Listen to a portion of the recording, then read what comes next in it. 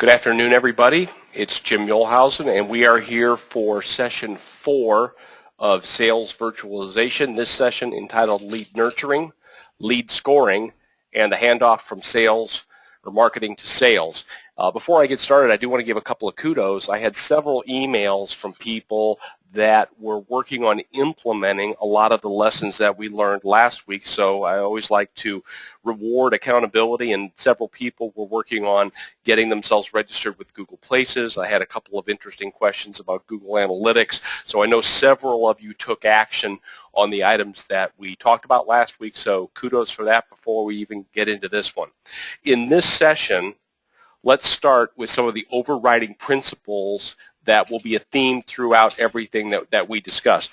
The first of which, what we'll call is the more the merrier, meaning that the more prospects we have in the system, the better it is for us, because our entire system is based upon the fact that it doesn't cost us anything to work with these people, and so we don't want to be worried about bad prospects or too many prospects, that the system takes care of all of that with our virtualized process. The second is that we want to keep our costs low and let the prospect self-qualify, meaning that we're using a mutual opt-in self-selection process, that the virtualized portion of the marketing allows the prospect to self-qualify themselves, and that does not cost us anything if we do it right. What we don't want to do is say, ooh, that looks like a good one too many times, and then throw a lot of expensive resources at that prospect when we have built this system that will let them self-qualify. The third principle is push versus pull marketing. We want to use pull marketing, meaning that we're going to allow the prospects to bubble up, and our filtering system or our sales virtualization system will do that. Think iPads versus door-to-door vacuum cleaner sales. Pull being the iPads, push being the door-to-door vacuum sales. No one's out there requesting door-to-door vacuum cleaner sales. We need to be prepared to fall on the sword. What I mean by that is that we've got this automated process, and it's not going to be perfect. We are going to get false positives. We are going to get false negatives. But we need to live with the system that we create, and here's why. I'm not so much worried about the false positives. I am worried about the false negatives. And what the false negatives will do is kick a prospect out of our loop that shouldn't be out.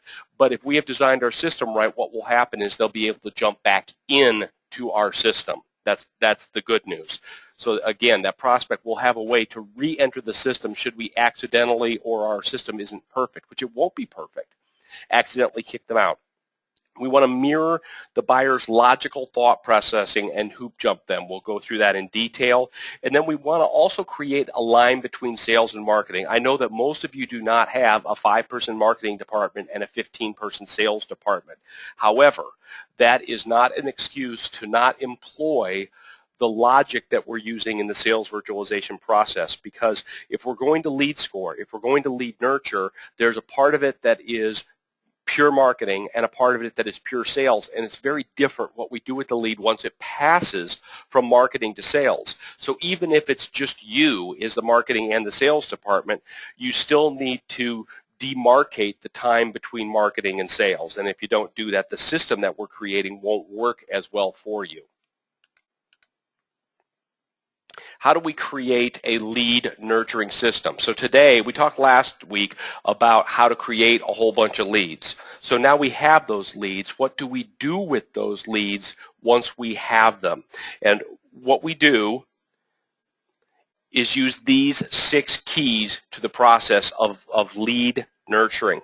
And the first is we're going to use a structured process. If we're going to have a truly virtualized nurturing system, which is our sales virtualization, we need to have a structured process. And again, that means living with that structured process, both in a good and a bad way.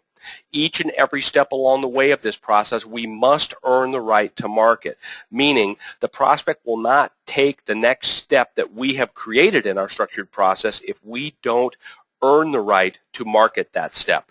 We need to mirror what the buyer is thinking, meaning if the buyer doesn't, I'm sure that you've all been to a web page where they ask you to do something and you refuse. And one of the reasons that that may be happening is that they have not mirrored your logical thought process, that if they won't give you pricing when they think that you should, when you think it's reasonable. You know, the buyer is constantly running this, do I think what they're asking me to do is reasonable or not? And if it is reasonable, the buyer will do it. If it is not reasonable, the buyer will not do it.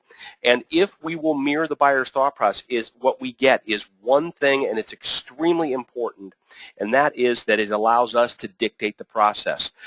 Organizations that don't sell well do not have a structured sales process, and effectively they let the buyers dictate the sales process, that the buyer tells them how they're going to buy. And that never works as well as us telling the buyer the process by which they're allowed to buy, and that makes sense. And we can dictate those terms and have a better sales process if we will do it in a way that is reasonable to the buyer, which includes baby steps, meaning we want them to take baby steps. And again, we want to pull versus push. And then we want to allow prospects to self-select in or out. This is very difficult for people. I always struggle with clients on this one. Remember we talked about falling on the sword? This is one of those areas you got to fall on the sword. Meaning, in fact, you probably should even write this down. If you're not driving, write this down.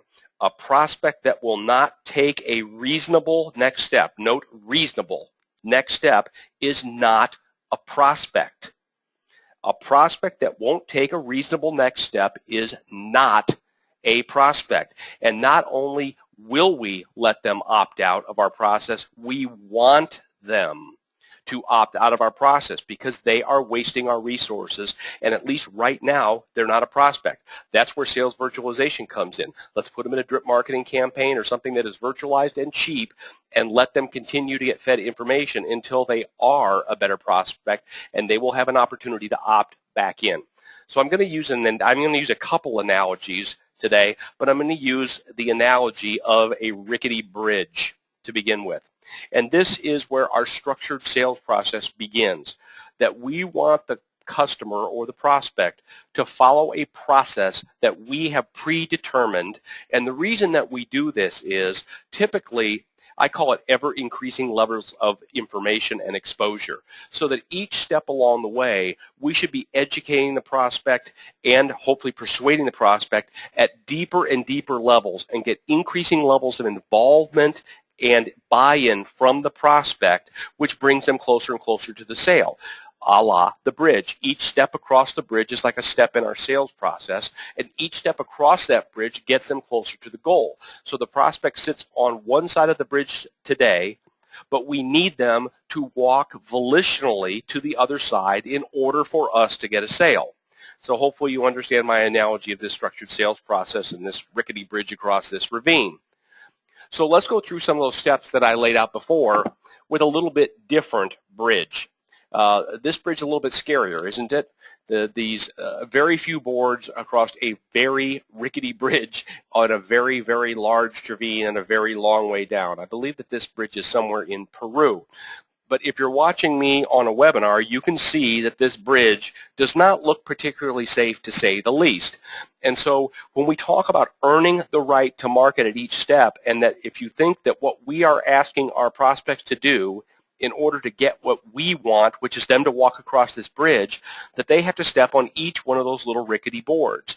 And if we want them to take all those steps across those fairly long strides, we're going to have to entice them each step of the way. And we do that with education-based marketing. We do that with the quid pro quo that we talked about, where you got to give to get. And so, for instance, we may withhold pricing a little bit until they get to a certain level at this bridge, and then we'll give them the pricing. So we're constantly enticing the prospect to take yet another step across this bridge towards buying our product or service. The next thing that we have to do is we have to mirror what the prospect thinks is a reasonable process. So for instance, if I were walking across this bridge and you were trying to entice me to cross this bridge, and there was a rope on the side of it, and you said, hey Jim, I got this great idea. What you're going to do is you're not going to walk across these planks, which looks difficult yet doable to me. What you're going to do is you're going to Tarzan and jump on this rope and swing across it, and you're going to land 20 boards up. It may be a better process, but it doesn't look reasonable to me. And that is not my logical thought process, whether it is actually better or not. So I'm going to repeat that. This is a common error that people make. They do what actually is reasonable, but the buyer doesn't perceive it to be reasonable. And it doesn't matter whether it is reasonable. What matters is whether the buyer thinks it's reasonable. And in this case, what the buyer thinks is reasonable is going one board at a time. That's what's reasonable, and that's what our process should look like. So I found a great graph. This is just a company that's selling some software-based product, and they have done a real basic sales map or a buying thought process. And if you can see on screen, you can see that they have laid out all of their process, and this is included in the materials. But what they're saying is that there's an awareness phase that begins the decision-making process. You identify business problems. You establish requirements and build an RFP. You align IT with the business executive or with the business objectives. Then you explore the technology options. Then you research solutions. Then you determine the solution strategy. Then you research vendors. Then you build a short list. Then you assess the ROI, and then you decide. And that's what the customer would be doing, which sounds reasonable to me. The point is, remember we talked about digital assets, that if we were building a sales virtualization process for this, what we would want is a little goodie basket a la education-based marketing at each step along the way. So if we're talking about explore the technology options, I say that we lay them out for the customer. I don't want the customer researching the technology options. Let's help them, because she or he who educates controls the customer. Remember the diamond sales? The person that educates has a better position than the others. So let's help the customer at each step of the way. Let's make their job easier, and that will give us an opportunity to influence. So if we can mirror and figure out what a reasonable buying process is for the customer, and then set up our buying process to mirror that, then what we can do is control the flow of information along the way and have a process that's in much better alignment from what the customer expects. All right, baby steps is the next one. Imagine, I was trying to Photoshop this, and I decided that I shouldn't Photoshop anything. It just was too difficult for me. It turned to be not easy, so we're just going to skip it. We're going to use your imagination instead. Imagine that I removed every other board on this rickety bridge that already doesn't have enough boards on it. So you're looking at this bridge where the boards look 2 or 3 feet apart to begin with, and it's a long way down. And now I'm going to remove even more boards and go, don't worry, Mr. Prospect, it'll be fine. Just jump across those boards. That's not reasonable in the mind of the prospects. The less we can ask the prospect to do while still moving them forward along in the process, the better we're going to do. So we tend to be too impatient. We tend to think that the prospect can jump 3 boards because that's not a big deal, because we've done it before and we understand our product and we understand that it's not risky to jump over 3 of these boards because you won't fall for X, Y, and Z reason. The problem is the prospect's never crossed this bridge before, and the prospect doesn't know that it's not risky. It feels very risky to the prospect, and we need to mitigate that risk by letting them take baby steps instead of big steps. Push versus pull. Back to our analogy of sales. If what the reason the prospect crosses this bridge is to get what's on the other side, and that's what we need to focus on, is the pull of this thing needs to be strong enough to get the prospect to cross this very long, rickety bridge. And the bigger the reward, if I had $1 million in cash on the other side, I'll bet you I could get people to use a pogo stick to cross this bridge. Whereas if I had a shiny new quarter on the other side and there was alligators in the river below, I'm guessing I couldn't get anybody to cross it walking or on a pogo stick. And so our job is to get the best possible pot of gold at the other end of this bridge, because people cross the bridge to get what's on the other side. Imagine if our methodology, back to the vacuum cleaner salesperson, to get people to cross the bridge was to stand and push them in the back and say, come on, come on, come on, cross the bridge, it'll be okay, come on, come on, come on, cross the bridge, then that would not work particularly well. We want to pull them across, not push them across.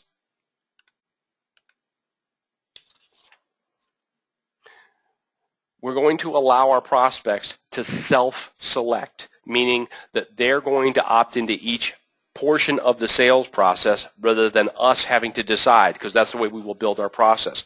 So we will use mutual opt-in at each of the key phases of our sales map or our sales process. And there's three ways that we can do this. There's three methodologies that we can let the prospect opt in, or we can opt into the prospect. The first is by far the most common. It's what almost everyone will use, and we'll call that the prospect self-filters. It happens all the time. You walk into a car dealership, you think that you're in the market for a new car, they display the sticker on the car, you go, holy cow, it costs that much? Never mind. I don't need a car that bad. You walk out. You have opted out of the process.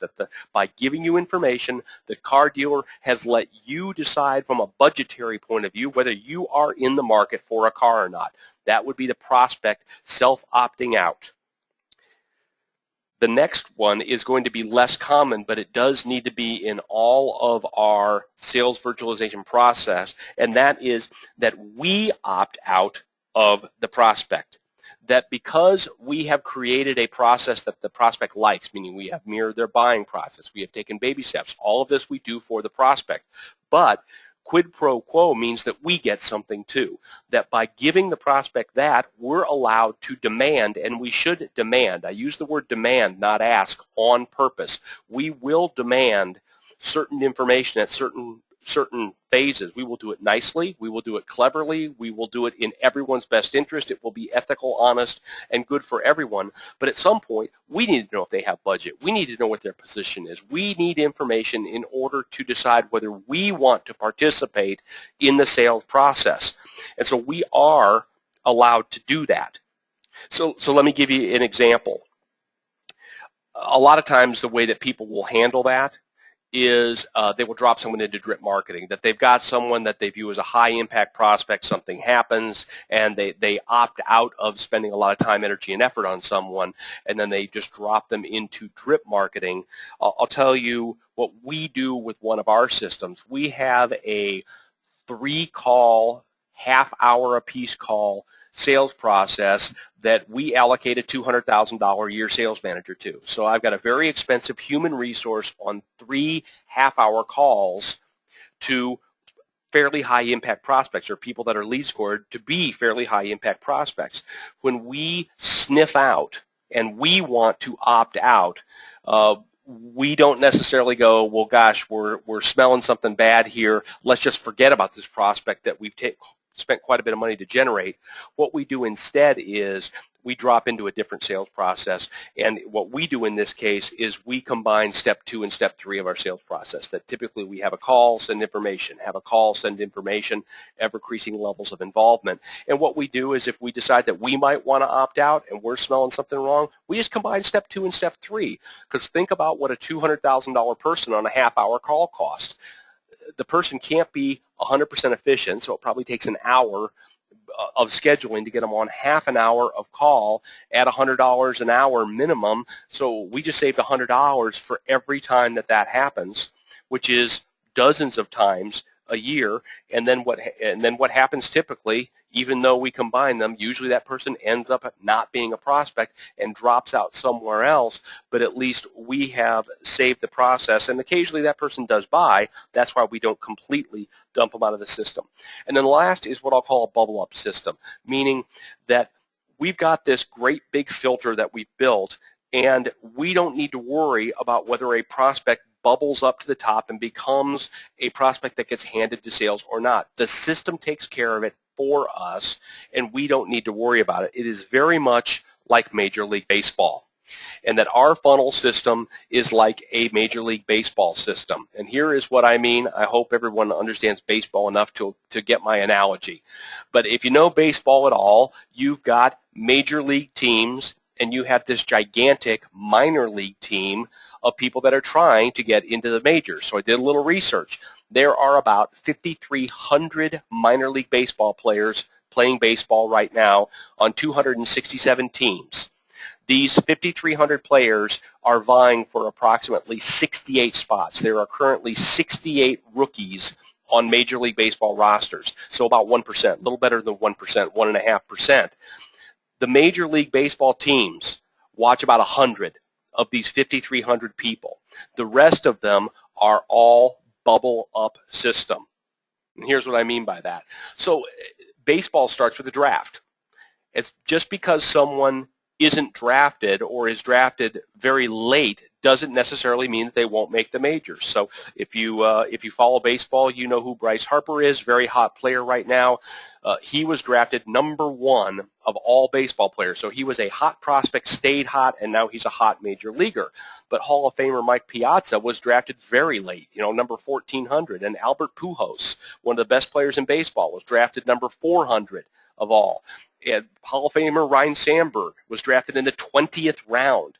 And people like Bo Jackson and John Elway were drafted by baseball twice, out of high school and out of college. Bo Jackson played baseball and skipped football. John Elway played football and skipped baseball, meaning just because you draft someone doesn't even mean that they're going to play.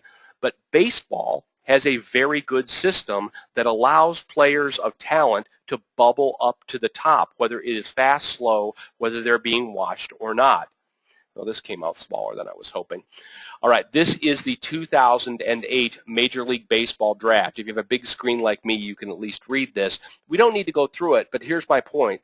There's a whole bunch of these names that are in blue and have a hyperlink. There's a whole bunch of these names that don't have a hyperlink. And here's what that means. If the person has a hyperlink, it means that they actually made it to the majors. If they don't have a hyperlink, which is more than half of these, because this list is 5 years old, effectively. If these players were going to make it to the majors, they would have. So this is the top 30 players drafted, the #1 picks for a whole bunch of teams, and less than half these people in 5 years have made it to the majors, have bubbled up to be even a roster player on any major league team, which is interesting. But baseball has a great system that this doesn't need to be monitored that much. Here's how they do it. They create 2 types of prospects, and we can do the same thing. The Bryce Harpers of the world, what they do is they are the hot prospects. They are drafted early. They get eyes on them. They get signing bonuses. They're the bonus babies. They get a high-touch, high-cost system they get paid a lot of attention to, just like your hot prospects should.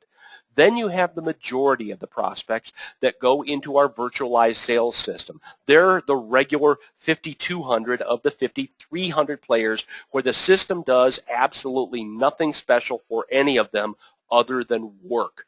The system works, and it kicks out the people that belong in the Type 1 system. That, for instance, if you're in AA baseball and you bat .350, the system kicks you out because that's a good batting average, and they're either going to bump you to the majors or AAA. And so they use a system. They use statistics, batting average, slugging percentage, ERA. They have a handful of scouts that watch teams to where the statistics don't work. And then they have a variety of leagues, which would be analogous to the way that we might track different people in different ways. Meaning, if you bat .350 in A ball, that's different than batting .350 in AAA ball, because AAA ball is almost the major leagues. It counts more. Same thing with us. For instance, if you have prospects and you know that you close prospects well that come from trade shows, that might be a different sales track than someone that came from a cold call or a web lead. We can have different tracks as well. But what we're going to do is we're going to allow the prospects to bubble up. Hey, Jim, I think we've got a question that you'll find amusing here.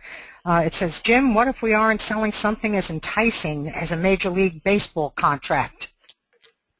Oh, you mean nobody's got a pot of gold like I want to be a pro football player that they're selling? Nobody's selling Hollywood starlets. Funny story.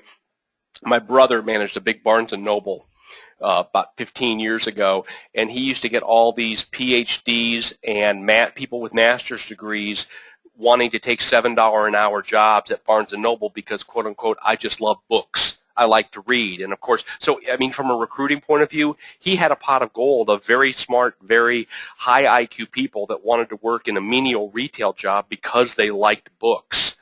His problem was, of course, getting them to say, hey, believe it or not, we don't get paid to read and drink coffee. We actually get paid to put books on the shelf.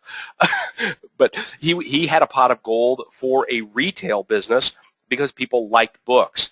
So in answer to the question is, none of us have something like becoming a Hollywood star or a Major League Baseball contract. By the same token, remember when we talked about the marketing sweet spot? finding the receptivity, the mode you'll deliver it in, and your perceived expertise. If you're saying to yourself, I can't do that, that would be the best place to start, because if the client doesn't have a high degree of receptivity, you need to find something that they do have a high degree of receptivity for. And if you can't, then you're really going to need to consider whether you can do a pull-based marketing campaign. Look at, everyone talks about the lines for the new iPhones or for the iPad and what a great pull item that is. But I still see a whole bunch of commercials on TV for iPads. I still see a whole bunch of buzz. Apple spends a tremendous amount of money marketing and advertising their products to create that pull. If they didn't, it wouldn't have the magnetism that it has. So if there's a problem, I think you need to look at, under any circumstances, can that problem be fixed? And then number two, if it can't be fixed, Kirby Vacuum Cleaner had a great system for selling Kirby vacuum cleaners, but, nobody ran through their front door onto the sidewalk and tackled the Kirby vacuum cleaner salesman and said, ooh, ooh, ooh, how do I buy it? They had a push-based system, and so maybe some of the people on the call need a push-based system, but in general, if you can create any kind of pull-based system, you can, but you've got to create that magnet, whether that's through branding or PR. But yeah, we got to get our equivalent of Major League Baseball. How do we do it? Well, I want to make a point. The high-touch system, that Bryce Harper system, probably is already working. You probably already have a system for managing your high-impact prospects that is perfectly fine. I wouldn't mind structuring it and flowcharting it and making a sales map for it and maybe augmenting it just to 10%, but I'll bet that almost everybody in the call's system for that works fine.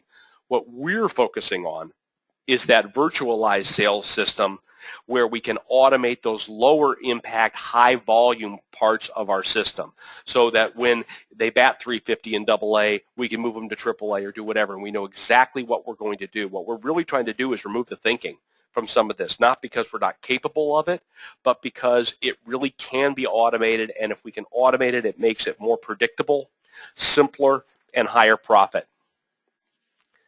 Let me give you an example of what I'm talking about.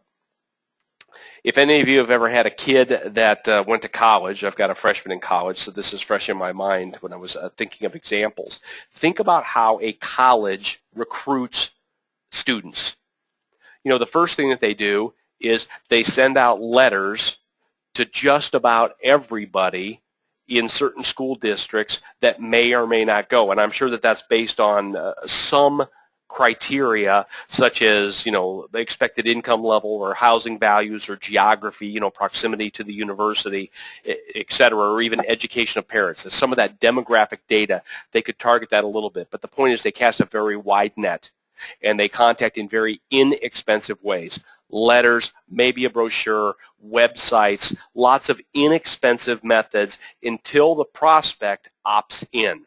And the prospect opts in by either applying or maybe they go on some big inexpensive visit. They have 100 people there and they visit. So step one is they inexpensively market. Step two is they get the prospect to opt into their system a little bit and raise their hand and say, hey, I might be a better prospect than all those other people because I have taken some action. And so they have, whether they use a lead scoring system or not, they are using something akin to a lead scoring system to sort out these prospects. For instance, at some point, SAT scores come in. Whether it be, okay, we sent 10,000 letters to people in the vicinity of Chicago, and now these people are below our minimum SAT score, so we opt out of them, or these people scored extremely high on the SAT, we really want them, and now we're going to bump them up into the VIP section and recruit them harder. But it's ever-increasing levels of involvement. So, for instance, my daughter goes and visits. Well, then after she visits, then all of a sudden it's the president of the college calling her on the phone saying, hey, is there any questions that you might have about our university? And instead of getting a letter saying, gee, would you like to learn more about XYZ University, it's a 50-page brochure. And then you start getting newsletters, and effectively they're spending more and more money to market to her as she dictates she's worth more to spend more and more on, and that is very procedural. That by the time that she's ready to make a decision there, they've got her staying with some student that has volunteered to share their room, and they're feeding them in the cafeteria, and they're introducing them to teachers, and they're inviting them to spend the weekend, and they're getting the VIP treatment by the time that they're pretty close to making a decision. And that's the same thing that we want to do, that as the client demonstrates to us that they're worth more, meaning that they're taking action that's getting them closer to buying, we want to spend ever-increasing amounts of time and money on that prospect.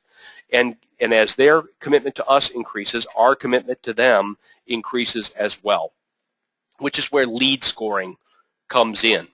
Now, I'm guessing that most of us do not use lead scoring.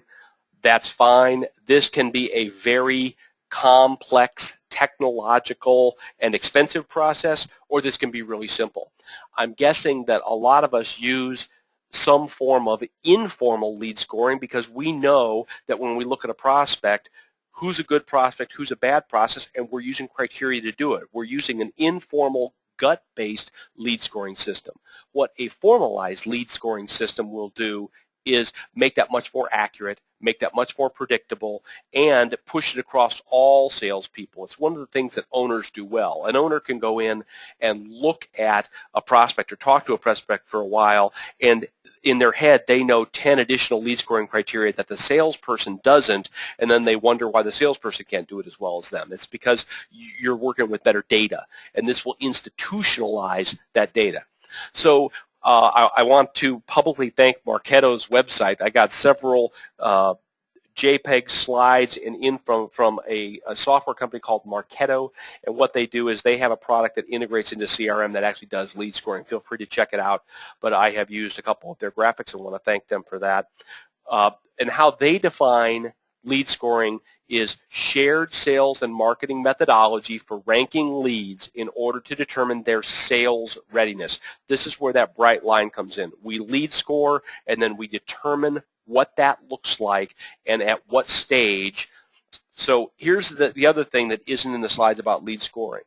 The good news is this is your own little monopoly game that you get to make up. If you want to lead score based on 1,000 points, lead score based on 1,000 points. If you want to lead score based on 10 points, lead score based on 10 points. If you want to give people points for being male or female, do it. If you want to give people points for having dogs versus cats, do it. It doesn't matter. You can make up whatever you want. I would like it to be somewhat related to whether people buy or not, or whether people are good prospects or not. But to some extent, the funkier this is, the better, because it's a game that you've already figured this out in your head. You already know the answers. All this is doing is institutionalizing it. So let's get into it. What Marketo has found is that only 25% of the leads are sales ready. This is why we need a lead nurturing system, is that 75% of the leads aren't ready. They contend that 50% need further nurturing and 25% should be disqualified. I don't know that I agree with that. I will admit that I am all leads are good leads kind of guy, and so I would beg to differ and say that 25% of the leads are underqualified, and I would contend that there is a difference between underqualified leads and disqualified leads. And if we've got a system that is free and automated, who cares if they're disqualified? All they're going to do is get an email that they delete. All they're going to do is get a process thrown at them, and they're going to opt out. The way that I handle that and the way that I have taught this class is I don't believe in disqualification. I think that there is a better system where the prospect opts out, because we've all seen it. We've all seen it. One of my best people that works with me basically went off the charts for almost 3 years and then reappeared 3 years later with, hey, I'm ready now.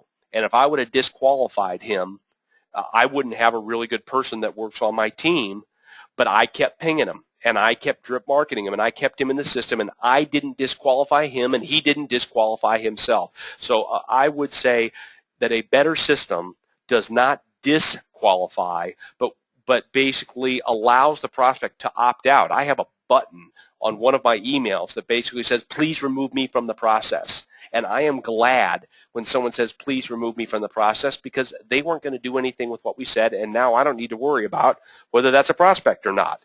That's opting out. That's the ultimate opting out. Please remove me from the process and do it. Here is the framework. It's real simple, little 2x2 process, and it's based upon 4 criteria. The first is, what is the fit of the prospect? And this typically comes from the information that we have been using in the past.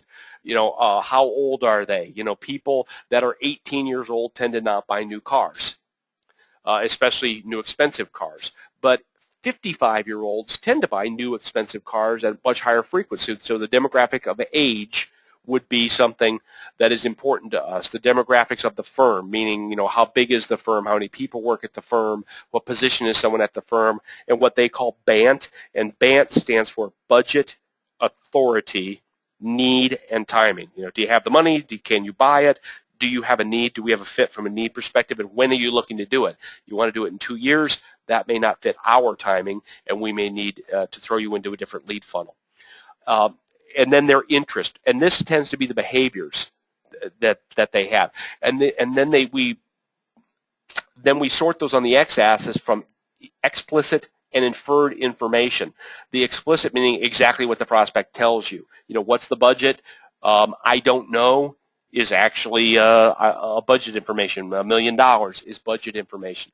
And then more interestingly is the inferred information. So for instance, if we're looking for the prospect to tell us what their position at the firm is, which is relevant information that can help us lead score, and they put none of your business for position, that we can actually, A, score that, and B, infer from that someone that puts, Joe Blow for their name is not as interested as someone that puts Jim Muehlhausen for their name. That we can infer from bad data quality that person is not as engaged as someone that will put in their activity. And then, of course, what they call sales readiness, which basically is if someone downloads a how do you use the product video, that's much more sales ready than someone that doesn't download that information. And so that's the basis and the framework for lead scoring.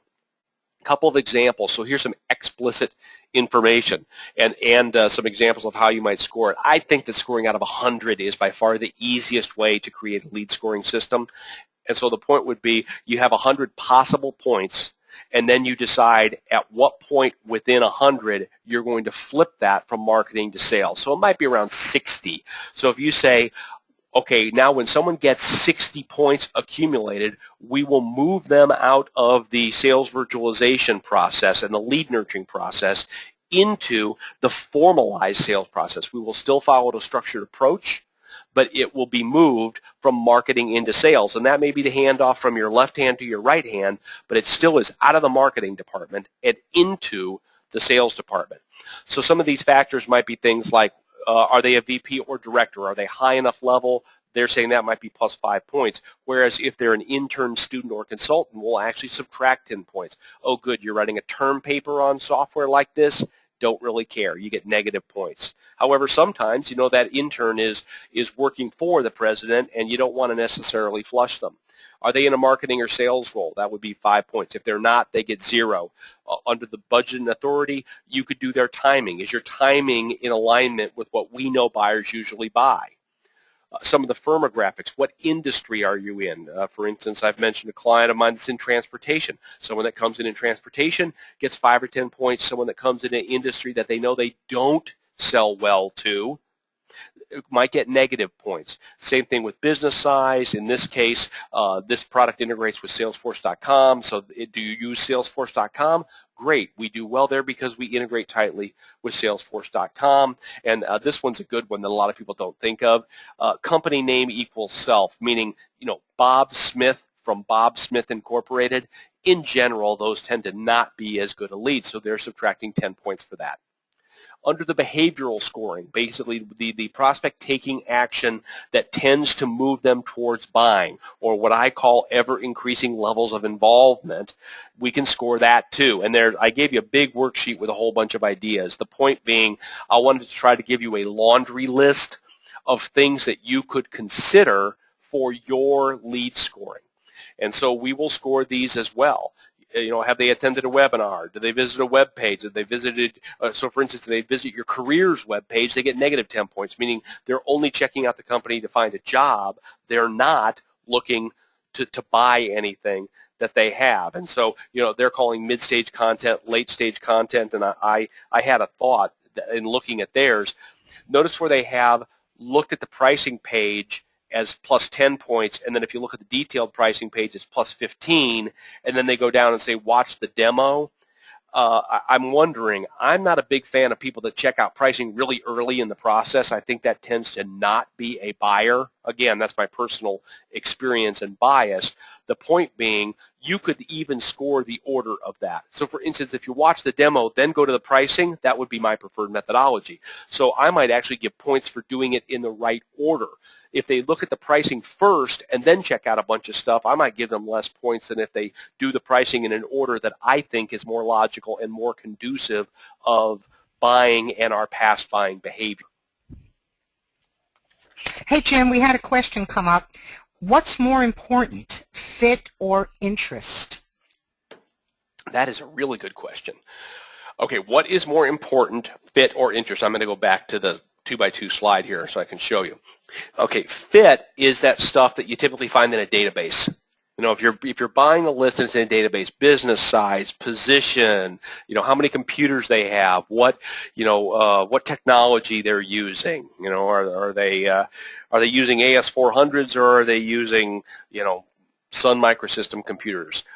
You know, what version of Windows are they on? Any of these things that is, I'll call it data. Okay, that would be the typical fit questions. And typically, historically, this is what's so cool about lead scoring, I think, is that in the past, what used to be whatever we called it before it was called lead scoring was all based upon that it was none based on actual behavior or things that the buyer did, and that was left to the art of salespeople to figure out what that actually meant. And what's so really cool about lead scoring is that we're now taking behaviors and scoring those. And so I'll cop to a bias, and what has worked better for me and my companies is to focus much more on their interest and their behaviors than their fit. And you'll see in two-dimensional scoring that's coming up in a couple of slides how you can actually tie those together. But I focus much more on the behavior-based stuff than the demographic stuff, because I don't know about you, but I've had plenty of people that looked like awful good buyers not buy. And I've had plenty of people that didn't look like good buyers that did buy. And to me, the proof's in the pudding. It's all about what they do rather than what, you know, fine, so it looks like a bear. It doesn't mean it is a bear from a long ways away.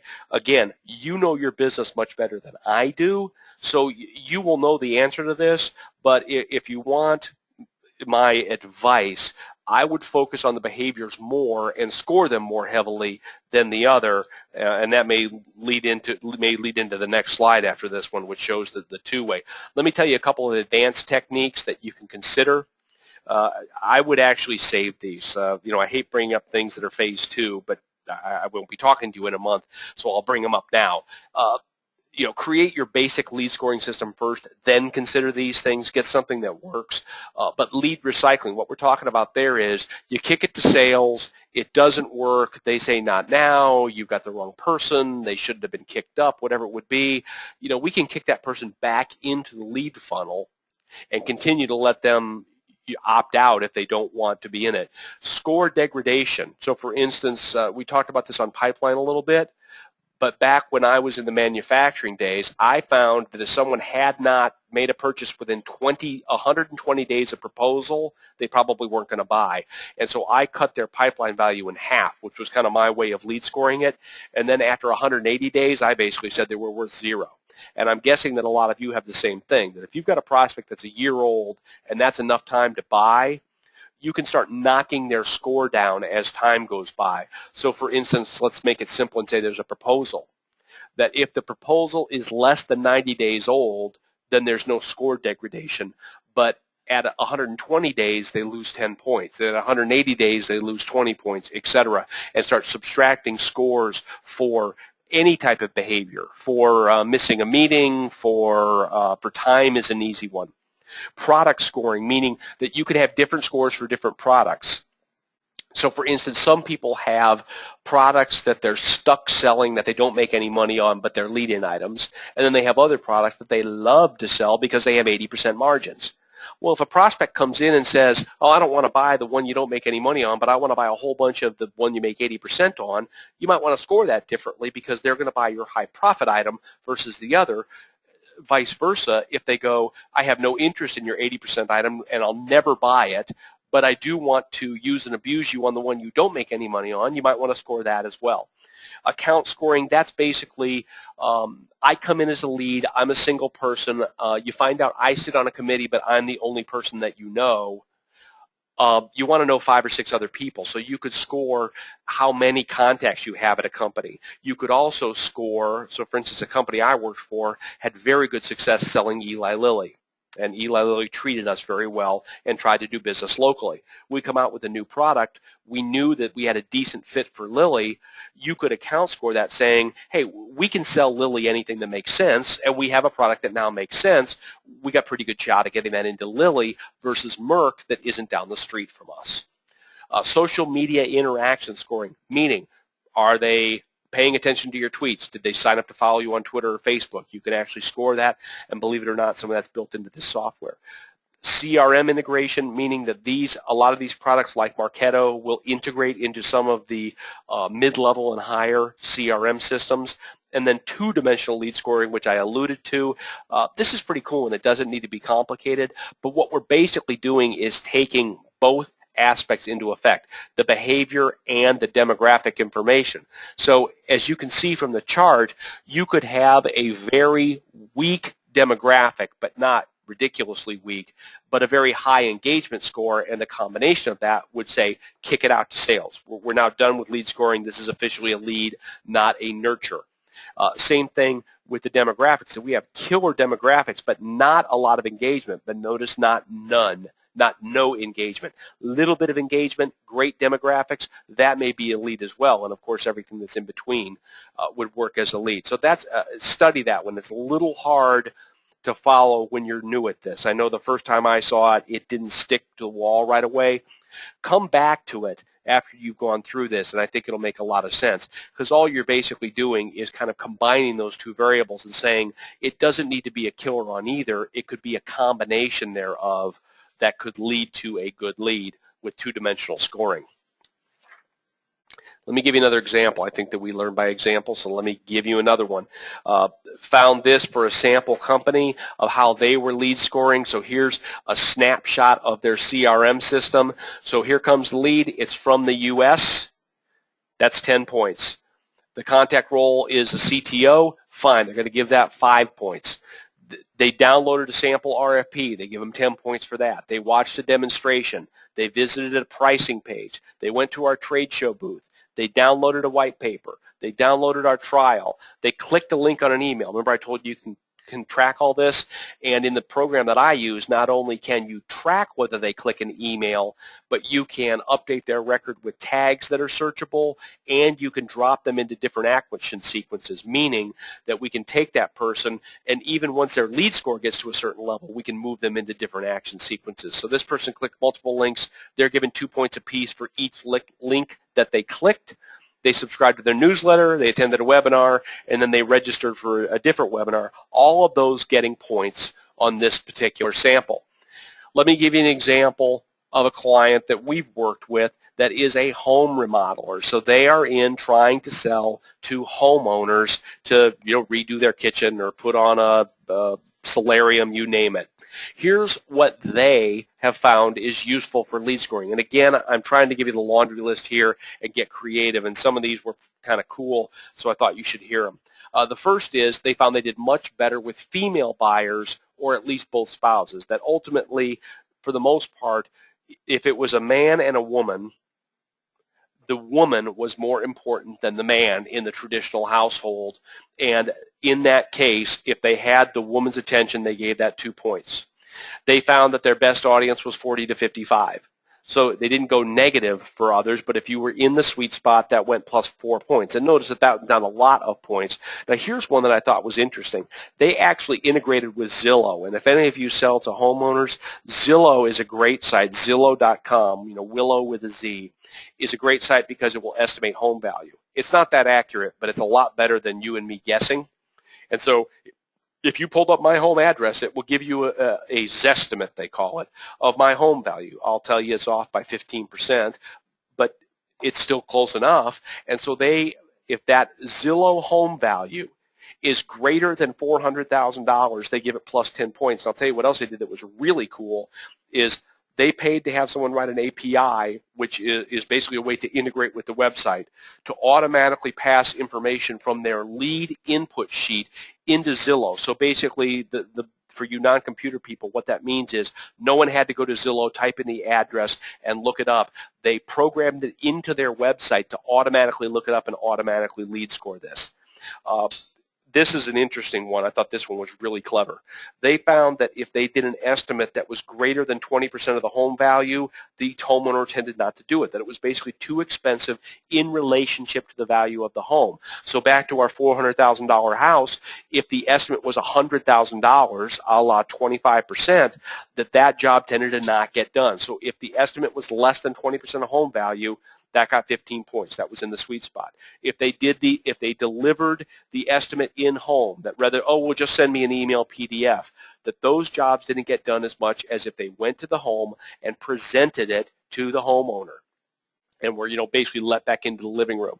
If they downloaded their tips document, and then they also had a time trigger, meaning that if it's less than 90 days, those are the people that tend to take action. When that contact the proposal got over 180, they start subtracting points, and in this case, 10. So I hope you can see where that at least makes some sense for that particular client.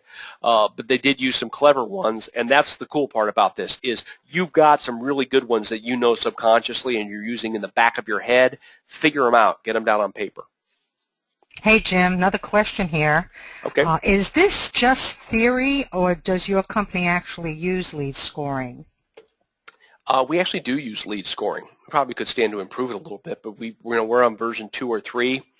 And I'll tell you something interesting about the way that we lead score. We do it very differently than almost everybody else in our industry because they tend to focus on the demographics. They tend to focus on education. They tend to focus on income. They tend to focus on net worth. They tend to focus on the numbers side of this.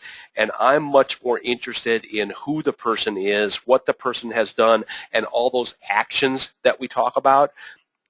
Let me think about this. I think that every single lead scoring criteria that we use is action-based.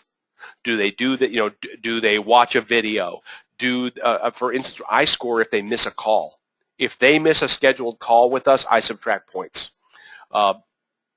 If they don't move fast, and I don't mean, running fast. I mean, people that are indecisive tend to not do well in our business and with us. And so we score indecisiveness, or whatever we have determined is the closest we can get to scoring indecisiveness. That's a subjective thing. We don't, say, is this person indecisive or not? But if they move too slowly. So every single thing that we lead score does, in fact, do that. And with our system, I'll tell you what's really cool. If you actually have an integrated CRM lead scoring system, which we do, and ours has this little flame that comes up, and there's 5 flames that automatically score it. I can pull up a report of all of our best lead score prospects right now, and it will basically show me all my hot prospects in decreasing order of hotness, basically, a la the flame. So yes, we do practice what we preach, if that's your real question.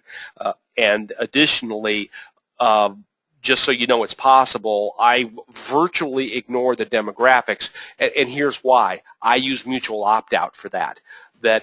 I am very transparent in what we do, and I let the prospect know what's a good fit, what's not a good fit, probably even to a fault. And if there is a bad demographic fit, they're going to figure it out for themselves, and I don't need to, and they're going to opt out of the process because we're fortunate. We have a pretty big magnet. We have something that people want, and we know that, and we do a good job of doing what Apple does and letting people know, hey, this is a pretty good magnet. If it's a good fit for you, they will see that. And so we use that to our advantage to get people to use our process, and then we want to see if they'll follow our process. And if they won't, we either let them opt out or we opt out. Let's talk about the lead handoff, the handoff from marketing to sales. This is a really short piece because it's just math.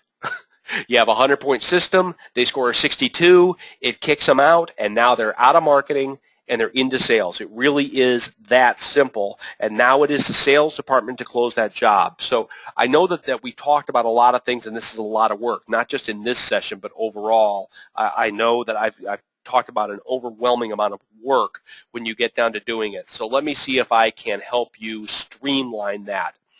Like I said, I'll bet that almost everybody on the call system for doing the sales part works relatively well. It could be better, but what I'm going to suggest that you do is not focus on getting your sales map for your sales part and not focus on much or any of that piece because it probably works good enough for now. And focus on this first part, this sales virtualization and lead nurturing part, because that probably is much more lacking in most of the people on the call. And then once you get it working there, then we can go to phase 2 and work on the handoff. But we do need to know when this becomes the job of sales and when this is a job of marketing. And don't forget what I talked about at the beginning, which is if we get better qualified leads, which our lead nurturing system will do, it means that we can expect more from our salespeople. So you're going to bust your hump to get this work done. And don't let that be a free ride for your sales department. They need to close more leads, they need to close better, and you either need to rehabilitate or upgrade your sales force if they can't, because then all your hard work is for naught. And be fair to yourselves and insist that your sales force get better because your marketing department has gotten better as well. We're going to make your marketing department significantly better by doing this. We're going to tighten processes. We're going to add processes. We're going to add digital assets and non-digital assets. We're going to do a whole bunch of great work on your marketing. The sales department's not allowed to fumble the ball. They've got to close deals better, and they probably will with better leads. But I'm just saying, and just in case they don't, please be prepared to do something about it and not let your hard work go to waste. So don't forget that higher degree of accountability. As I mentioned, I believe in the preview call, I had a client that created a system, and we were able to triple the lead quota, or not the lead quota, the sales quota at the awning manufacturer because we took away that quoting piece, that we virtualized that quoting piece of the process, and we were able to fairly and reasonably triple the sales quota of all those salespeople, and the good ones made it. And it was great. The good ones made more money, we made more money, everybody won, and what happened was the bad ones couldn't do it. Hey, Jim, we have another question geared towards specifics that you've personally used. What CRM, and more specifically, what lead scoring software do you use? Oh, okay. There is a number one. There is a big, oh, you know what? It's next week. I'm working ahead. I have a lot of next week's exercise done, and I have a giant list of resources for you. It's 5 pages of resources, everything from the personal bloggers that I use to these. And so I have this on the big list. I'll tell you what, I'm going to send it out early. I'll send this list out early, and then I'll answer the question. So I have a lot of this. What we personally use, as I mentioned, is Infusionsoft. And Infusionsoft is an autoresponder, sales automation, CRM, and it lead scores. So we've got something that has it built in. It's probably too expensive for a lot of people on the call. I think the absolute cheapest version is $200 or $300 a month, and the version that we use is $500 a month. So it's very expensive for CRM. You can use something like an Act for $150 a user, one-time fee. There are lead scoring packages. frankly, the best use for a lot of you may be to custom program this. It really is not that difficult. I've got a client that uses Maximizer for CRM, and he has done something long before he met me that is akin to lead scoring, that is a pipeline. It would be very easy for him to modify that to do lead scoring.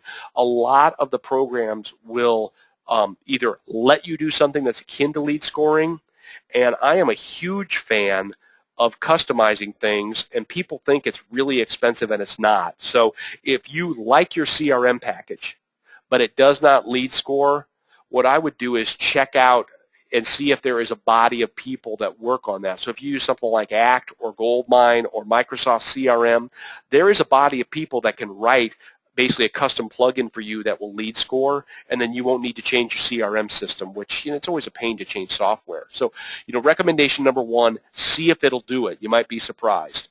Number two, you could always manually do it.